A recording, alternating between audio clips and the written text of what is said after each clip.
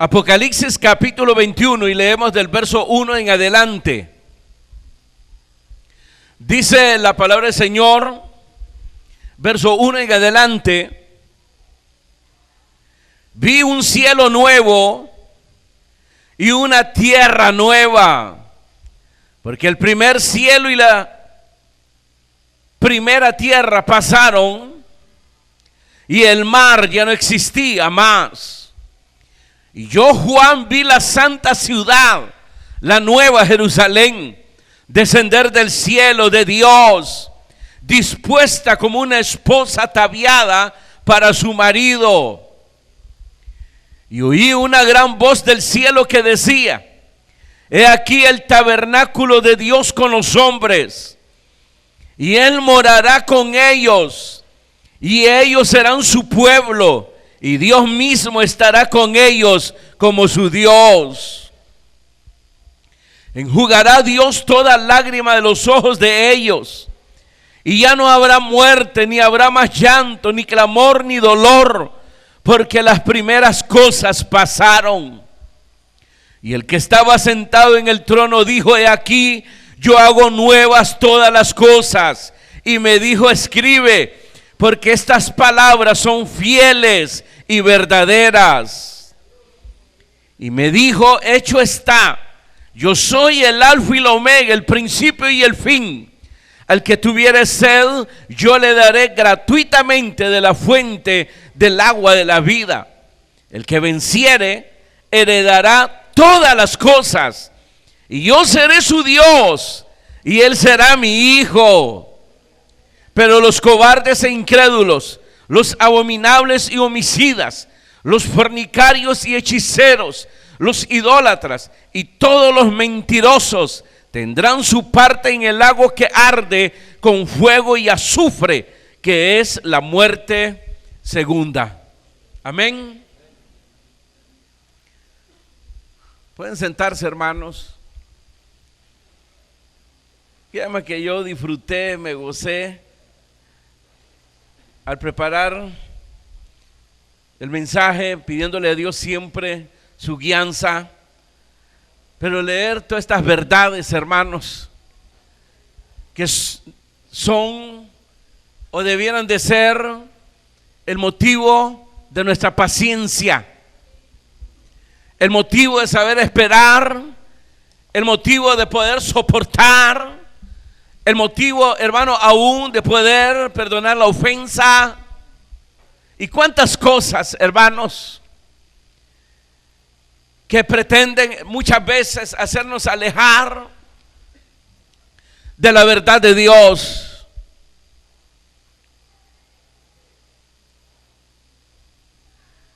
Este capítulo 21 nos habla, hermano, lo que es el comienzo de la eternidad. Amén. El comienzo de la vida eterna.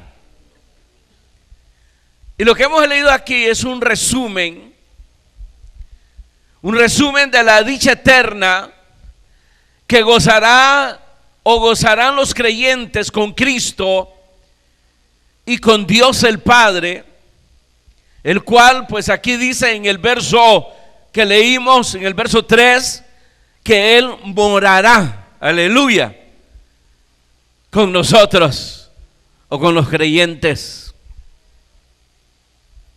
Y como dijimos, esto sucede inmediatamente después del juicio.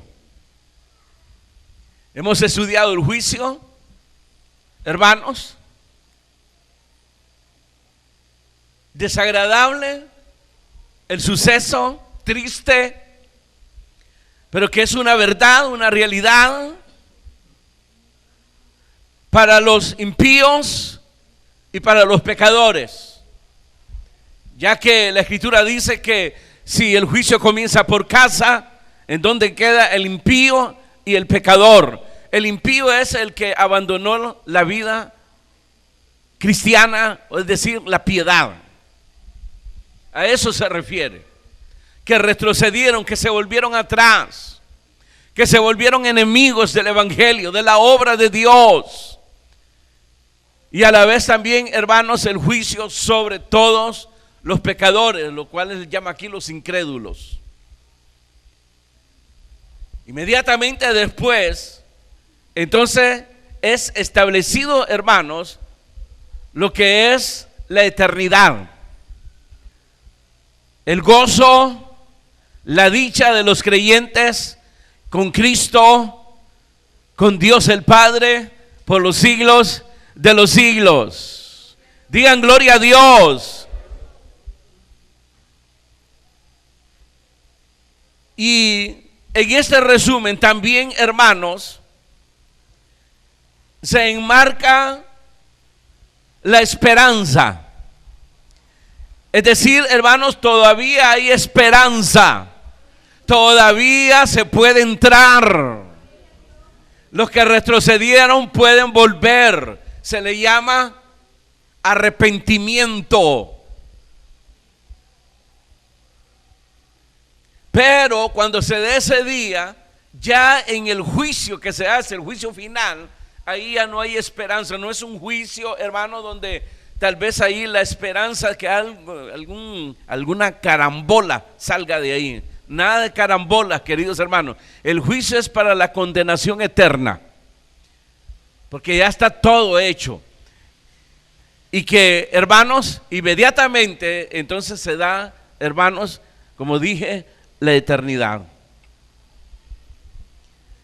Aquí dice, hermanos, por ejemplo, que los cobardes, más que todo como un llamado, que los cobardes sean valientes,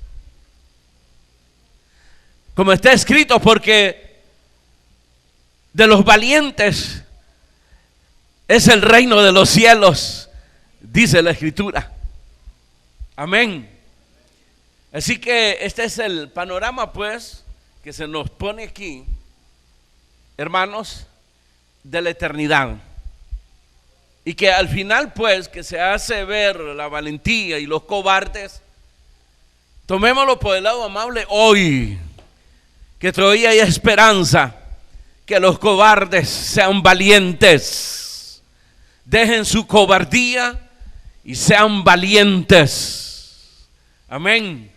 Porque dice aquí que los valientes heredarán, permítanme, todas las cosas, y yo seré su Dios y él será mi hijo, dice aquí en el verso 7.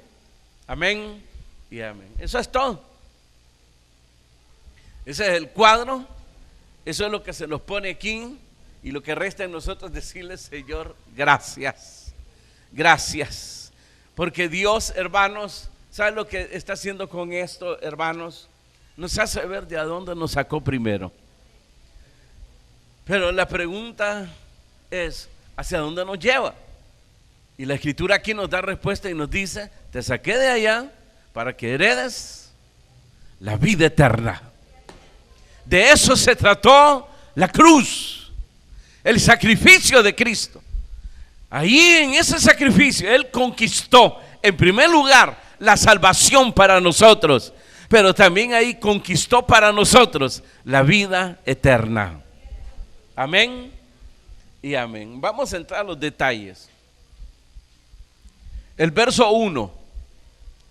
¿Qué dice ahí? ¿Qué dice el verso 1? Vi un cielo nuevo y una tierra nueva, porque el primer cielo y la primera tierra pasaron y el mar ya no existía más. Y yo, Juan, vi la santa ciudad, la nueva Jerusalén, descender del cielo de Dios, dispuesta como una esposa ataviada para su marido. Amén. Entonces ahí se nos habla en primer lugar del lugar eterno preparado para los creyentes, para el cristiano. En resumen, para los redimidos, para los convertidos. Amén. Entonces esto nos hace ver, hermanos, que toda la peregrinación de los cristianos, del creyente, del redimido en la tierra, fue una preparación para el día especial, como el lugar especial que Dios, hermanos, tenía reservado para nosotros los creyentes. Nos presentó de antesala las bodas del Cordero. Eso lo estudiamos en el capítulo 19, versos 7 al 10, donde se hicieron las bodas del Cordero. Y una vez las bodas del Cordero, entonces aquí ya, hermano, un lugar preparado para la esposa, aleluya, para la iglesia, para el cuerpo de Cristo, para el creyente. Amén. Las bodas del Cordero y luego el hogar, la morada, hermanos, con Cristo. Y aquí donde debemos de recordar la promesa que el mismo Señor le hizo a la iglesia a través del discipulado. Antes de ir a la cruz, hermanos, al discipulado le dijo que tenía que ir a preparar moradas para nosotros. Me gustaría que lo leyéramos. San Juan capítulo 14. Búsquenlo. El Evangelio. Capítulo 14. Me dice un amén si ya lo tienen.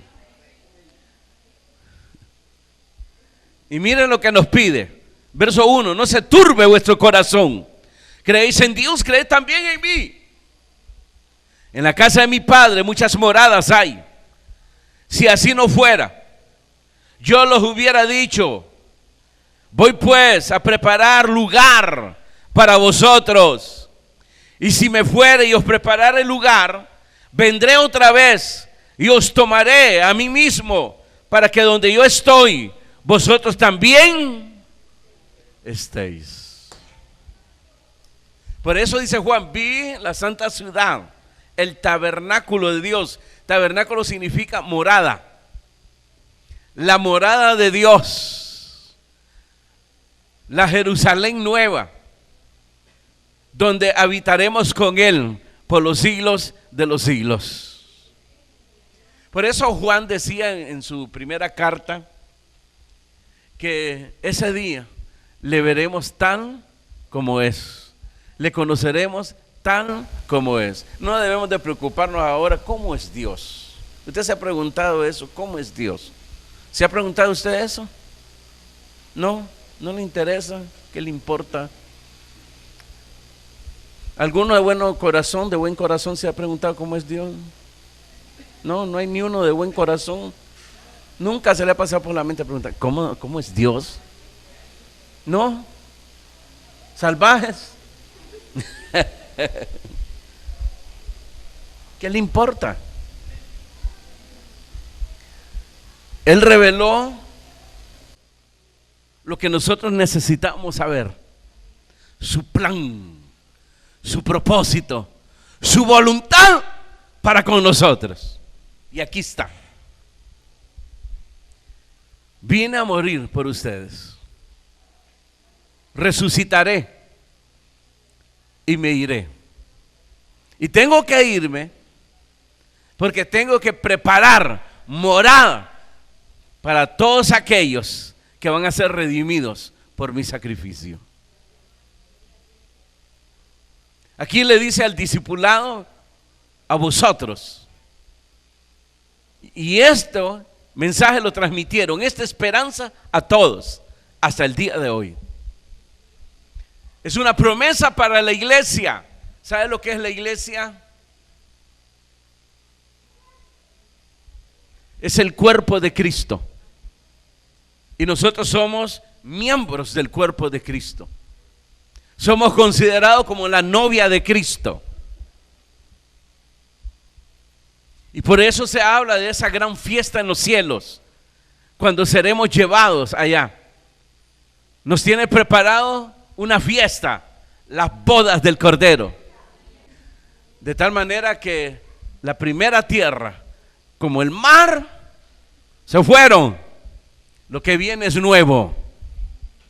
Es la ciudad donde Dios está, mora, y que nosotros ahí estaremos en esa patria celestial. Amén. Entonces, todavía esta promesa está para nosotros. Él se fue a preparar morada para nosotros. Y en esta peregrinación no nos dejó solo. Envió al Espíritu Santo para nuestra peregrinación en esta tierra. Nos dejó con el propósito que alcanzásemos a otros, para que también nosotros disfruten lo que nosotros vamos a disfrutar en la eternidad. Que sean parte de la promesa, pues. Y por eso, por último, se habla de eso, de los valientes y los cobardes. Pero ahí está el lugar que Dios tiene preparado, hermanos, para aquellos que creen en Jesús, que es el Mesías, el Salvador del mundo y el Hijo del Dios viviente. Amén y amén. Volvamos allá.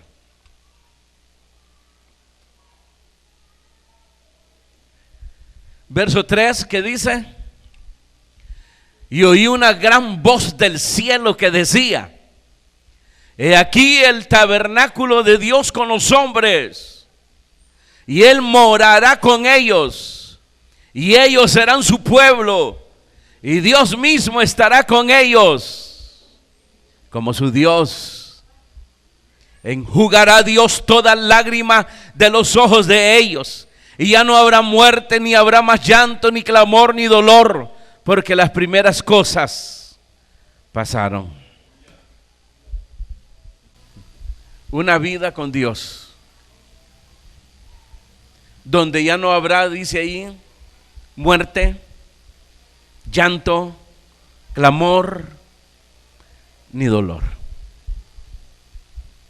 Que todo eso fue por el pecado. Pero Jesús vino precisamente a salvarnos de las consecuencias del pecado y a llevarnos a una nueva vida, a una nueva morada, a la eternidad. Ahí ya el pecado ya no entrará.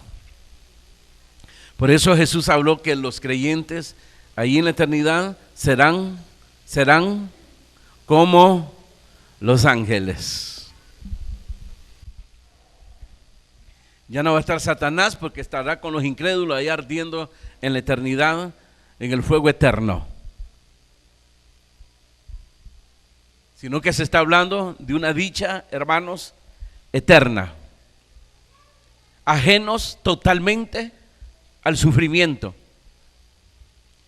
Es decir, una paz y una dicha, un gozo eterno con Dios. Esto es lo que Jesús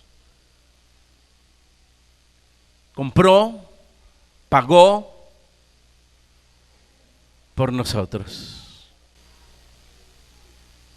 Fue lo que Él conquistó en la cruz del Calvario. Y por eso dice ahí: para que donde yo esté, vosotros también estéis ahí.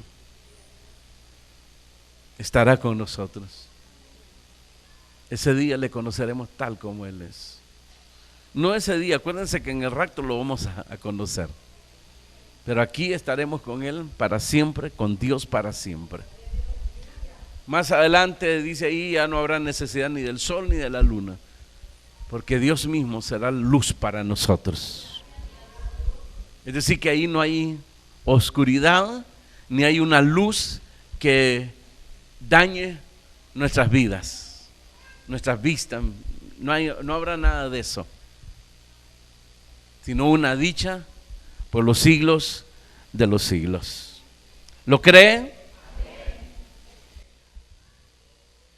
Y el que está sentado, o el que estaba sentado en el trono dijo: he aquí, yo hago nuevas todas las cosas. ¿Y qué dice? Y me dijo: escribe, porque estas palabras son fieles y ¿a dónde están? Y verdaderas.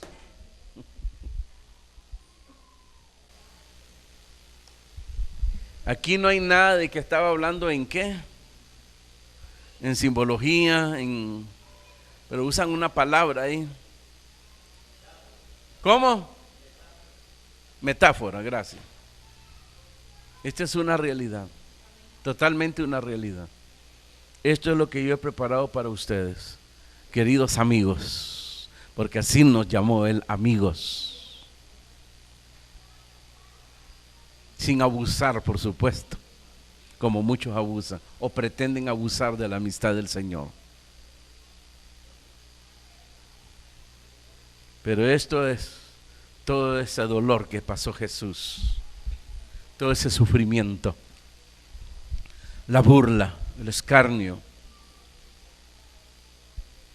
el vituperio, porque hasta el día de hoy se le tiene como un falso profeta, se le considera como una ilusión falsa, una falsa ilusión. Verso 8, ¿qué dice? Fíjense que si usted mira, habla de dos cosas. Pero los cobardes e incrédulos. Se hablan de dos personas, de dos grupos de personas. Los cobardes e incrédulos.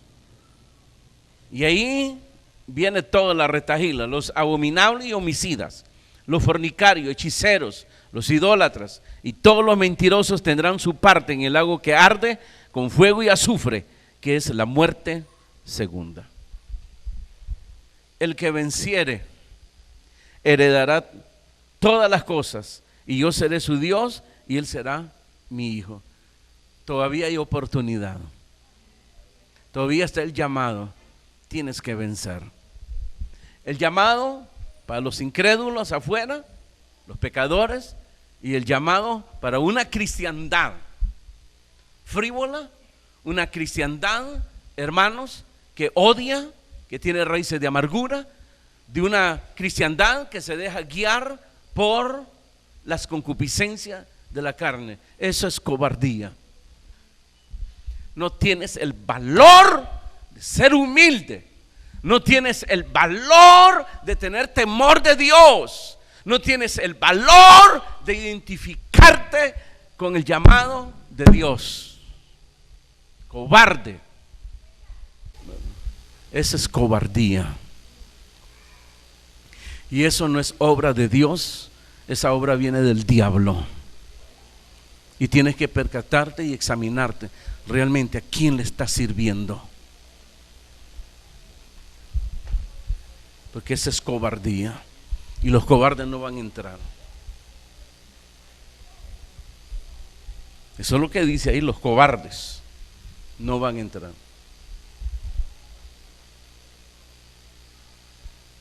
No van a entrar. Tienes que ser leal a Dios para ser leal a la obra de Dios.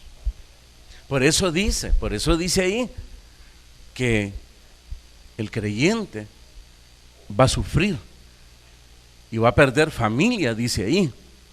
No solo puede perder heredades, puede perder su familia, amistades, por causa del evangelio. ¿Y cómo lo puede perder? Lo puede perder de esa manera. Y muchas veces les he dicho, ¿quién quiere perder un amigo? Nadie. Estamos hablando del que es amigo. Uno necesita, uno no puede vivir solo. Y por eso pues el Señor ahí encadenó al hombre con una esposa. No, mentira.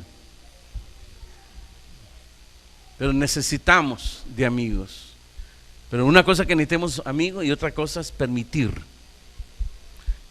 hermanos, que se le falte el respeto a Dios, al Señor Jesucristo. Y aquí está escrito cómo debe ser nuestra conducta, nuestras actitudes.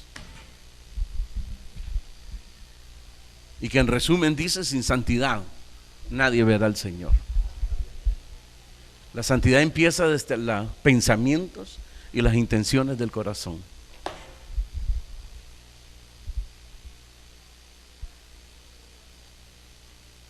Se muestran como buenos y por detrás andan destruyendo. Esa es cobardía. Y los cobardes, dice aquí, no van a heredar. Por eso dice, al que venciere. Hay que ser valiente para vencer, queridos hermanos. Hay que ser valiente. Ser valiente para confrontar a tu propia familia, cuando se demande, por supuesto. Y obviamente la puedes perder. Y vas a perder muchas cosas por causa de mí y por causa del Evangelio, dijo el Señor Jesucristo. No es fácil confrontar a las personas que amamos. Es muy difícil. Pero ¿qué dice el Señor de la atalaya? ¿Qué dice? ¿Qué dice el atalaya, el Señor? Ustedes lo saben. ¿Qué dice? El atalaya está puesto para guardar la seguridad de la ciudad.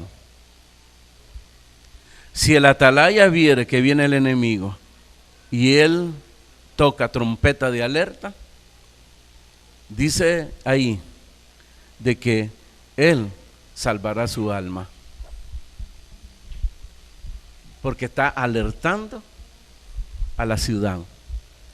Si la ciudad escucha el sonido y no se prepara ni nada, el atalaya está libre de esa sangre.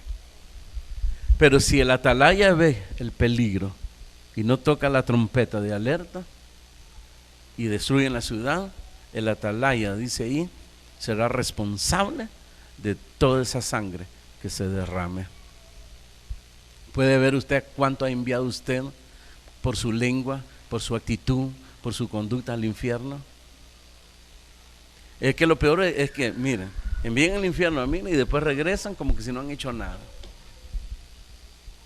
Y traen una estela de sangre por detrás, de almas, hermanos, que al principio aspiraban las cosas de Dios, pero por su cobardía los hizo retroceder.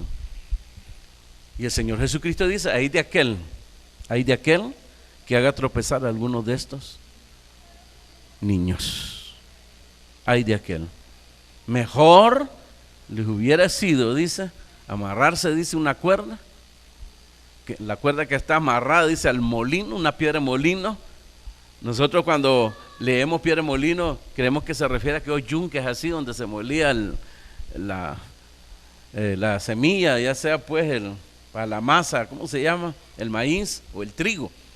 Pero el molino que se habla ahí, la piedra, es una piedra, hermano, que ponían bestias para estar girando esa piedra, y que tenemos referencia cuando ponen a Sansón precisamente ahí para que estuviese girando esa piedra, y dice, se amarrase en esa piedra y fuese echado en lo más profundo del mar.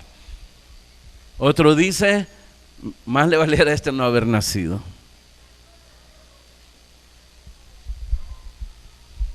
Porque Dios es justo y no va a tener por inocente al culpable. Los cobardes no entrarán, como dice ahí, e incrédulos, se refiere a los pecadores, los abominables. Ya la lista que da aquí son las acciones, las actitudes, las conductas de la gente. Los que cometen abominación, cometen homicidio, los fornicarios, los hechiceros, los idólatras y todos los mentirosos, hermanos, tendrán su parte en el lago que arde con fuego y azufre, que es la muerte segunda. Pero el que venciere, dice el verso 7, heredará todas las cosas, y yo seré su Dios, y él será mi hijo.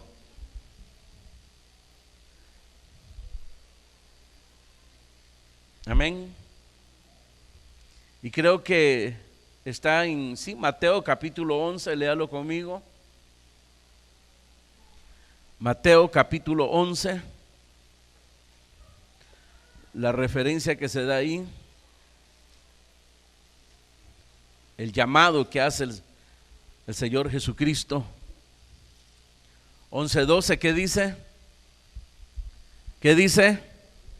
Desde los días de Juan el Bautista hasta ahora, el reino de los cielos sufre violencia y los violentos lo arrebatan. Otra versión A eso mismo dice los valientes, ¿verdad? Es decir, todo el mundo quiere entrar. En eso debemos de estar claros. Hasta el hijo del diablo quiere entrar. Y si es posible, hasta el diablo va a querer entrar también, pero no. Solo los valientes que le fueron leal. Y para ser leales a Dios, hermanos, se necesita valentía. Y para ser valiente, se necesita lealtad a Dios. Por eso Dios encomendó a Josué para que él se encargara de meter al pueblo. Y le hizo el llamado: esfuérzate y sé valiente. Y el que lee ahí y conoce la historia, que es lo que me pasó a mí de primera, porque él le pide valentía a Josué si él era el que conducía las grandes batallas. Había luchado con paladines, con gigantes, con ejércitos poderosos. Valentía, un hombre de guerra.